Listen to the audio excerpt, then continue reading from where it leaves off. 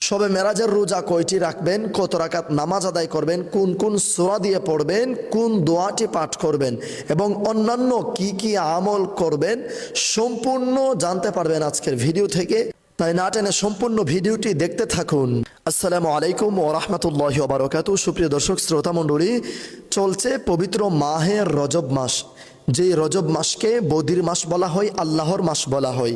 জাহিলি যুগের লোকেরা পর্যন্ত যেই মাস আসলেই যুদ্ধ বিগ্রহ বন্ধ করে দিত। এটি হচ্ছে রজব মাস।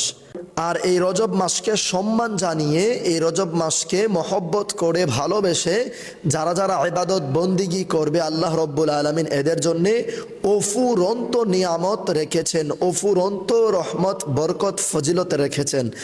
রাসূল করিম সাল্লাল্লাহু আলাইহি ওয়াসাল্লামের একখানা হাদিসে মোবারক, কিতাবের নাম ফাজাইলুল আওকাত, 96 পৃষ্ঠার 11 নম্বর হাদিসে রাসূল করিম সাল্লাল্লাহু আলাইহি ওয়াসাল্লাম বলেন, সালমান